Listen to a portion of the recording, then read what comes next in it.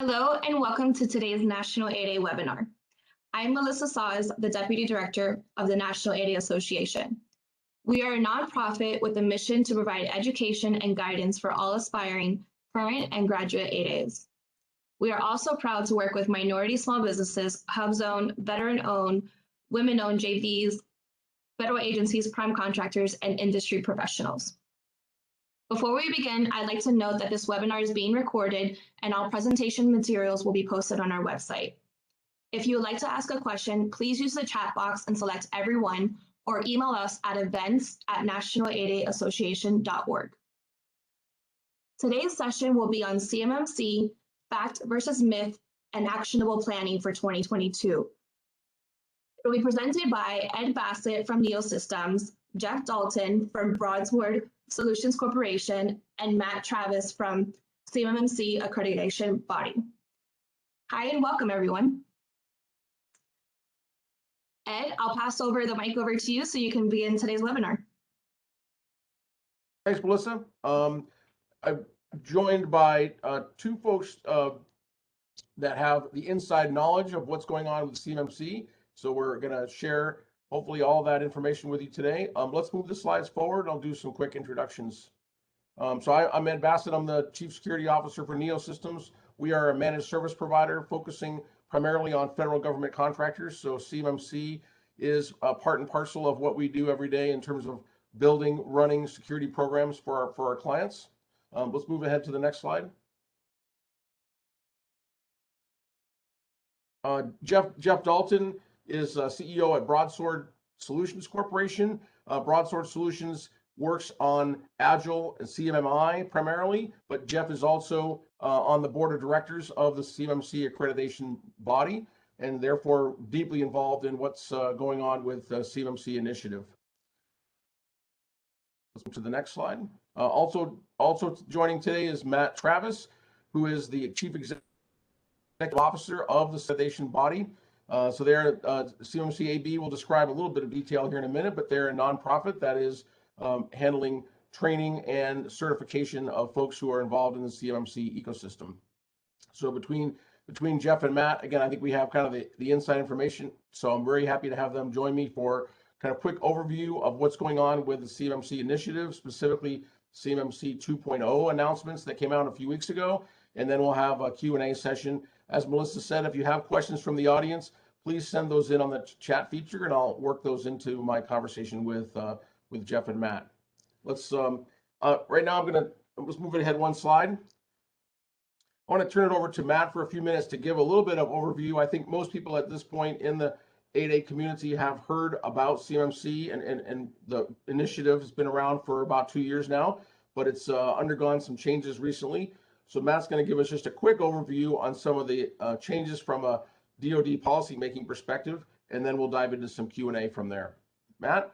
Hey, thanks, Ed, and good to be with you and Jeff, and thanks to the National 8A Association for the invitation, and thanks for everyone being here. Real quick, as Ed said, I'm not going to get into a lot of detail, but just really wanted to really level set the audience in terms of not really what CMC is, but where we are, and I think that'll set us up nicely for a good Q&A discussion. So if you are new to this, CMMC in short is the unifying standard for the implementation of cybersecurity practices throughout the defense industrial base, and was really brought on by the increasing sophistication of the threat landscape in terms of how the department manages digital risk.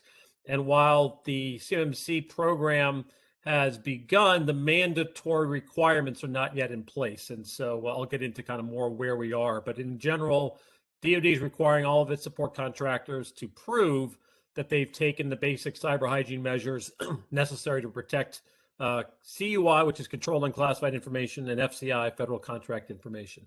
Next slide, please, Melissa. And so as Ed mentioned, we are not DoD, and so I'll just stress on the outset that nothing that I say or Jeff says is representative of the Department of Defense. We're an independent body, incorporated in Maryland as a 501c3, and a modest professional staff. And just want to stress, we do not make the CMMC policy decisions. We certainly develop procedures and certainly some of the documentation that we provide, but the overall CMMC program is a DoD program, and we have our exclusive status through a no-cost contract with the department. So we do not take any federal taxpayer money whatsoever. Next slide, please. So if you've heard anything about CMMC recently, it's probably in regard to the CMMC 2.0. So in April, after the new administration came in and took stock of CMMC, they decided they wanted to tweak a few things. And so they took about 6 months and deliberated on how do we improve the implementation of CMMC, not whether or not there was going to be a CMMC. I think that's important to note, but how are we going to improve it? And the drivers, they were really, how do we clarify the CMMC standard, make it more accessible and less complex? How do we ease the cost burden, especially to small businesses? How are we going to scale this? Because when you think about it, this is a very ambitious conformance regime initiative.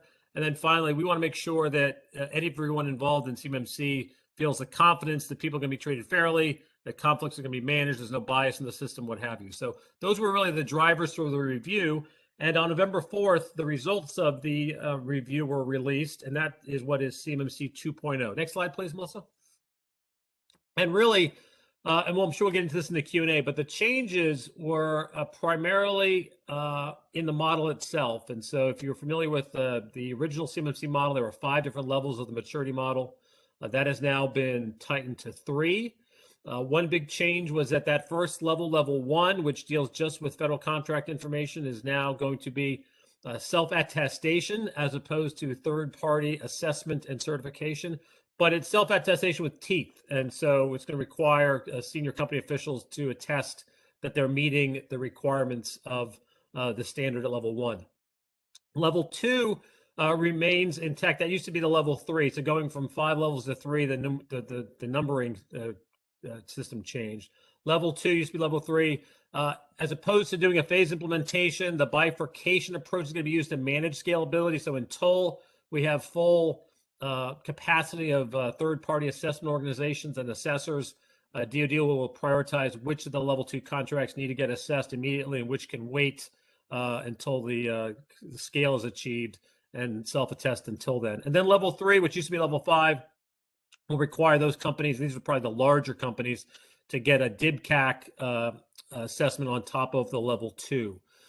Many of the, or most, or I should say all of the CMMC specific controls, so in the original model, there were very customized practices in addition to the NIST 800-171 standard. Those have been removed, and so now the standard is directly aligned to NIST 800-171 and 172.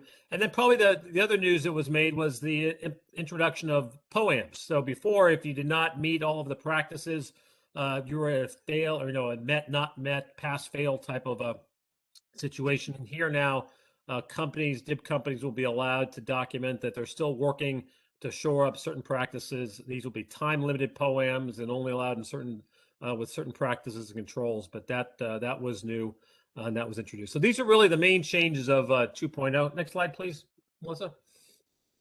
That's the model there. You can see the 3 levels, 1 to 3, and I'm sure we'll talk more about this here in the discussion. Next slide. And one thing that was really important to us at the accreditation body, I was pleased to see the department respond, was the rulemaking to get CMMC 2.0 in place is going to take anywhere from 9 months to a couple of years. And DoD recognized the investment that many companies have already made in CMMC. And so the interim voluntary program will be starting soon, hopefully here in early 2022, that will allow those DIB companies to go ahead and start the process and get certified and don't wait for the mandatory rule to be approved. The department's looking at incentives to make this more appealing, whether it's additional years on the certification, percentage points on a tech or cost proposal. We look forward to those being announced here after the holidays. So, this really is important. Remember that CMMC will be up and running here very shortly, even though the mandatory aspects of CMMC will probably be longer to complete. Melissa, I think that might be the last slide, or I guess the final slide I had to everyone is, and we'll get into this here in a second, but for all of you, small businesses are an important part of the DIB, which is why small businesses are included in CMMC and even to level 1 with self-attestation. There's a lot at stake there. The threat's not going away. CMMC is not going away, and we encourage companies to use this this time before the mandatory rule takes place to go ahead and get ready. There are a lot of great resources in the CMMC ecosystem, like those coaches and trainers. We call them RPs and RPOs. And so there's help available, especially if you're new to this. You don't have to do it alone. And ultimately, I think the certification is going to be the mark of the entire federal acquisition community to show that you do take cybersecurity seriously. So Ed, I'll stop there because I know we've got questions, discussion. So back to you. Let's leave this slide right up on the screen here, or we can put we'll leave the slide up there because it's good call to action. And I'll run through a few questions. Again, if you're in the audience and you have a question, send it in and on the platform, and I will see it on my screen and work it into the conversation. So Matt, Jeff, we've all watched and been discussing CMMC 2.0 for I guess it's a month now, actually. It's been pretty action packed for those of us who are watching this thing. As you guys are digesting these announcements, how do these changes impact on what you're doing at the AB, on your mission, your priorities? I'll go ahead and take a quick stab at that. So immediately, Ed, we had to adjust the training side of our program. If you think about the kind of two major portfolios, we worked to authorize and eventually accredit those C3 PAOs. And then on the training and certification side, we certify the individual assessors and instructors. And since classes for that entry level of the assessor profession, the CCP, were already in play, we're quickly developing kind of the additional content to add-on modules to reflect 2.0 that changed in the training. So we had to pivot immediately on the training side. And then mostly for the past 4 weeks, it's been communications. A lot of questions, a lot of meetings with the stakeholders, a lot of meetings with DIP companies. So webinars like this have been how I've been spending a lot of my time. Yeah, sounds good. And let me add that first of all, hey Ed, thank you for having us. Let me add that a lot hasn't changed for us. A lot of it is still full speed ahead. So, the AB continues to certify assessors, continues to train, manage training, continues to certify trainers. It continues to manage that entire system, which we built going on almost 2 years ago now. And while there are changes to the model, it still is a maturity model, and it still is a certification process that needs to be managed. And the AB will continue to do that. So yes, there are changes to things like scope and changes to the training, but I'm amazed at the amount of things that haven't changed that continue to go forward unchanged due to 2.0. I appreciate that. Yeah. So the DoD, the review seemed like it took forever for those of us who are watching for it, right? But in government terms, they had a lot to do. They mentioned that they had 850 public comments on the interim rule that was published a year ago. And I'm sure that the two of you in the accreditation body, you've heard all these same comments, probably hundreds more.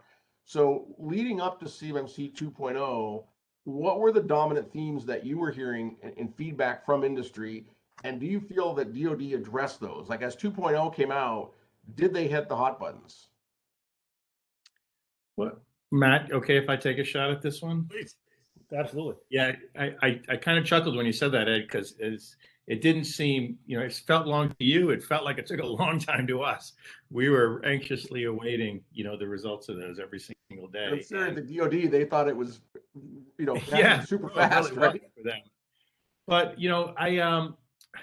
some of the things were inevitable, right? The massive scope, the sort of all at once scope that was out there, the 300,000, some of the things that were on the original plan were inevitably needed to be de-scoped. It's very, it's impossible really to do 300,000 companies in a few years. So that made a lot of sense. And to move to a model that was a little more familiar to folks, to move a little bit closer back to NIST, that made sense too, because there was a lot of concern about cost and about scope and about size. And moving to self-attestation, I've got some concerns about that, but I think that also makes sense because it reduces the cost and it makes it easier by removing that barrier of entry to really smaller companies. So I guess a lot of it was not a real surprise because it all made sense. And I may have made some different choices along the way, and I'm sure everybody would say that. But all in all, I think the decisions they made are solid, and I support them. I think that they all make a lot of sense. And Ed, the only thing I'd add to that is that when you ask about what we would hear, as Jeff mentioned, certainly there was a lot of concern, especially among the small business community, about the cost, not just to get assessed, but to implement the practices. But the other thing was the flexibility and a maturity model sensibility. I think people thought what might have been not all the way there with regard to the rigidness, that it was either pass fail. If you didn't have everything locked in, that you couldn't get certified. With the POAMs now, I think there's a little more flexibility. So I think that's a good example of DoD listening to industry, because that's something that certainly we heard a lot. Yeah. Yeah, and as a practitioner, that the notion of perfection was always a struggle for me, right? I've worked on hundreds of systems in my career, and none of them were perfect. So, and I suspect none of the future systems I work on will be either. So Yeah. that is kind of nice to see that backing off and recognizing that in the real world, sometimes there's good reasons not to do things, right? Maybe it isn't the best use of your time and money right now, right? Yeah, So the that- devil does in the details on that one, though, right? Yep. Because it's going to be very difficult to adjudicate, where that flexibility is with the adversary being as aggressive as they are. Agreed. And it comes down to who's in the position to accept the risk there, right? So. That's right. Yeah. Well, so CMMC 2.0 has a lot of changes. Matt, you've outlined a few of them that would qualify to me as significant. The one that really stuck out to me was the bifurcation of the CUI level 2, the new level 2, into two categories. So if you have critical CUI as designated by the government, then you need an assessment, independent third-party assessment by a C3PAO. And if you have the non-critical CUI, then you can do a self-assessment. It seems like it's a slider, perhaps, that DoD can maybe control dynamically as the ecosystem comes into fruition. So as you and the AB are working to build out that ecosystem, is it your expectation that as there are more C3PAOs, the DoD may designate more CUI or more programs as critical and increase the number of those? Do you see it as something that's dynamic? Ed, you hit it right on the head. And I think a couple misperceptions came out of the announcement of the level 2 bifurcation. For DIB companies, some of them thought, oh, I'm off the hook, which is not the case whatsoever. And two, Right. among the C3PO and assessor communities, it's, well, wait a minute, is this part of the the scope of the market being reduced? And that's not the case either. You think about CMMC 1.0 and that phase implementation of pilot programs in which there would be 10 contracts 1 year and then 15 the next year and then 25, working all the way up to 2026, when you'd ostensibly have enough capacity to put CMMC requirements in every contract. This is just another approach to manage scalability. And in fact, it's a dial, you said a sliding scale. As the ecosystem matures and there's more capacity, there'll be less of a need for DoD to deprioritize CUI to self-attestation. So I fully expect by the time we get to 2025, 2026, we have a lot of C3POs and assessors out there to do the assessments. You won't really see much bifurcation at all. It really is a driver, or rather mechanism, to manage scalability. It seems like go ahead, Jeff. Sorry.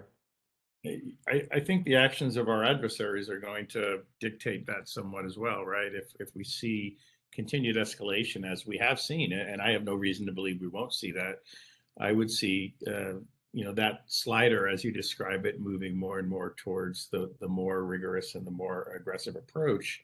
But I think one thing that we're hearing a lot since 2.0 is that maybe there's not a lot of companies that are going to go through this process, and I don't believe that either. I think there's still a large portion of the DIB that's going to fall into this requirement to have assessments, independent assessments by C3PAOs, and it's still a major task for the DoD and for the AB. So we're just focusing on that. And as our adversary gets more aggressive, I think that lever is going to get pushed further and further to the left. So of the changes that are in there, and Matt, you gave a nice overview of those changes. What do each of you feel is the most significant? I mean, we talked about the bifurcation, but what would be at the top of your list in terms of significance? I'll start with Jeff. I think for me, I'd have to say there are two things because they're a little bit related. One is the removal or postponement of the so-called maturity practices. These are the ones that were intended to determine is this the normal course of doing business versus did they create this in time for the assessor to conduct the assessment without any check on whether that's been something that's had a degree of longevity. So I think that was something that was fairly significant, and it was also something that a lot of the DIB companies were concerned about, and in the comments saying this question of maturity has us concerned, not just for the cost of implementing, but for the amount of time it would actually take them to demonstrate that. So I think that's a very significant change that has positives and negatives. I guess we could have a whole webinar on that topic. But I think the other one is the self-attestation for level 1 too, because it's interesting, and as a cost savings, it makes sense. But when you look at companies that are going to eventually move to level 2, start with level 1 and then move to level 2, it's going to be interesting to see whether those level 1 practices were indeed as compliant as they thought they were. And that there could be a little bit of a setback when we get to that point. So I think those two things together probably were the most significant. And Ed, I would cite one of the things Jeff said, but probably for a different reason in terms of significance. I think the removal of the customized CMMC practices is important because I think it foreshadows the growth potential of CMMC outside of just DoD. I think when you look at why they wanted a stronger alignment back to the NIST standard was to make it more adoptable, whether it's by the rest of the federal civilian executive branch or even by international allies who have been in active discussions with DoD and in certain sense with us about adopting the CMMC model. And so if you have one unifying standard that everyone recognizes, it's much easier to expand CMMC outside of DoD. And I do think there was a nod to that with the realignment to NIST. And the idea of consistency across government was a big emphasis in the executive order put out by the Biden administration. So not surprising to see it move in a direction that's less sort of bespoke for DoD, right, and more applicable generically. Yeah. So thinking about timing, Matt, you mentioned the 9 to 24 months for the rulemaking process. You talked about some of the things that the AB will be focused on during that period. For those of us in the defense industrial base, what should be our focus? There are some people who are saying, maybe we can wait around for that rulemaking to conclude, but I think that's probably a faulty conclusion. What should be our focus right now in that while that interim process is, that rulemaking process is going on? Yeah. Well, Jeff said it best. The adversaries are not waiting for rulemaking to be complete, and so even put the DoD's equities to the side for our audience. Your own business viability is at stake. You are under attack, even whether it's not for DoD contract information, it's going to be for your own IP, your own employees' privacy data, your own financial resources, the ransomware. So there is a self-interest to go ahead and begin the implementation of CMMC. These standards are very reasonable. If you look at the NIST 171, we're not asking for companies to invest in quantum computing. This is about access control, configuration management, having a plan. These are things that are going to benefit your business now. And if you look at where the world's going in terms of digital risk, the advent of 5G and autonomous vehicles and all the things, AI, cybersecurity is not going backwards. This is going to be the norm a few years from now. It'd be good to have a webinar with you, 5 years from now. We'll look about how pervasive CMMC is, because the threat landscape's not changing. So my message to everyone is get started now. Use this time. If you don't have a good sense of what's on your own networks, what's in your environment, there is resources to help you. We've got a whole marketplace of RPs and RPOs that are there to help you. There's training available. And if you're ready, go ahead and engage and get certified, because as we said, DoD is going to have incentives to those early movers even before the rulemaking is completed. Even before those incentives are announced, is it possible to get that voluntary certification? If someone who wanted to get a C3PAO assessment, can they do that now, or what is if not now, then what is the gate that we need to pass before that's possible? Yeah, well, they will, not quite now, because one, we're updating all the documentation to reflect the 2.0 standard. So both the department and the accreditation body are now updating all of our documentation. You saw DoD release the scoping guidance last week on Friday. That's on the PMO's website. And so we're starting to see the documentation come out. We expect the assessment guides as well as the our CAP, the CMMC assessment process, to be coming out before the holidays. And then there's an IT issue. We've just got to get some administrative requirements for EMAS, which is the IT system record that we're going to use to store the assessment data. But I fully expect assessments under the voluntary program to begin in early 2022, even before any incentives are announced. Those C3POs who are already authorized to conduct assessments or authorized to be in the marketplace, they've got clients signed up, and so there are already DIB companies who have signed agreements to get certified as soon as DoD and the accreditation body gives the green light. That's good to hear, and I think there are certainly many that we're working with that have made the investment and now want the credit for that, right? So they would love to get certified as quickly as that's available.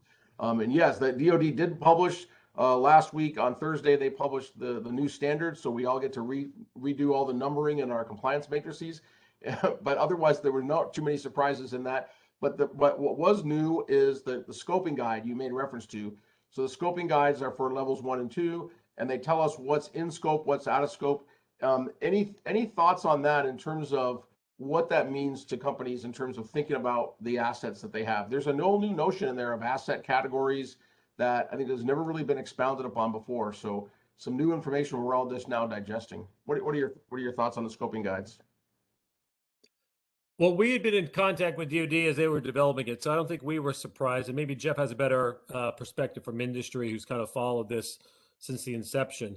But I do think, just in terms of scoping, we encourage companies, to assess where you have CUI or FCI in your networks. Bound it. I think companies that have a well-organized, established boundaries of where they store CUI and who has access to it, it's just going to make certification easier, and it really limits that scope as opposed to companies where they've got it everywhere and you're not kind of in an organized network environment. Yeah, it's great that they released it. That's something that everybody's been waiting for a long time. So it's a fantastic thing that they released it. I think scoping guidance is a mixed blessing, though, in that it helps companies understand how they're going to be evaluated. But the flip side is that CMMC really isn't about that, and neither is any of the other maturity models or any of the other standards. They're about performance and managing data and protecting information. And so while passing assessments are great and they're important because you can bid on work, then to me, and you asked before, what should companies be doing? What they should be doing is doing their best to protect their information and their networks in every way they possibly can, and using a model like NIST or CMMC as a guideline. So the scoping guidance is welcomed. It's fantastic that it's finally here. I would just caution companies to say, don't use it as a constricting mechanism. In other words, how small can I make this assessment? How can I analyze the scoping document so that I can squash down my assessment scope as small as possible? Because that's not really the point of the entire exercise, right? The point of the exercise is to protect information. And whenever you have a scoping guideline, it's generic enough so it's intended to fit in many different scenarios. And there are differences between tool and die shops and aircraft manufacturers and all these different kind of companies that deal with CUI. So the scoping guidance is generic enough so that it applies to all of those settings. So at the same time, that means that it doesn't give specific guidance for every setting. So you just want to be a little bit careful as you're looking at any kind of scoping guidance to not use it as a constricting mechanism, but to use it as a guidance mechanism, just like it's intended. One of the things that's in there is the notion of external service providers or folks that you rely on for security, even if they may not have any CUI in their possession. And previously people had said follow the data, but with this new scoping guide, it's not just about following the data, it's about also following the things that protect the data. So with that, and that makes a lot of sense. We've seen some very large scale attacks on service providers, because if the adversaries break into one service provider, they may compromise many targets. So that's been proven with case after case after case. Sort of large scale systematic exploitation. Do you see a shift and focus towards service providers? We've got FedRAMP that handles the cloud, and we've got CMMC, which is very focused so far on, or up until the scoping guide, it was really focused on the DIB itself. But the service providers are kind of a keystone in this, I think. Sure are. Matt, you want to take a stab, or I can do it? You go first. Yeah, we don't speak for the DoD, and we don't set DoD policy. I think Matt said that clear. So we don't have their answer to it. But I would say that it's inevitable and necessary that at some point service providers are brought into this program. Like you said, there's just too many gaping holes in the system to not include them eventually. Now, how that gets done and on what timeline and what the requirements are going to be, we don't set that policy. But if I were setting policy, I'd be looking at that for sure. The only thing I'd add, Ed, is from my time in DHS, we, very clearly managed service providers are being targeted by nation state threat actors. As you alluded, as a treasure trove, and they are certainly part of the security equation. Well, I mean, right now, Ed, our adversaries are asking the same question you just asked. And they're saying, oh, look, they're not including service providers. Okay, we know where to go now. Right. As a service provider who made a huge investment in aligning with CMMC, then obviously we embrace that concept, right? So, well, and so I think that's exactly right. Right. I was trying to get to that before, is that everyone should embrace that concept, whether they're going after CMMC or not, because that's the state of the world today. And CMMC is an important guide, and it's a good thing to have a certification in if you're bidding on work. But again, not the point. Protecting information is the point. So if you're a service provider, regardless of whether CMMC is in your landscape, it's an excellent tool for you to use to ensure that, or we're never ensure, I guess, but to increase the chances that your data will be safe and protected. Well, gentlemen, we're kind of at the end of our time, but this has been some great insights. I want to ask kind of one wrap-up question.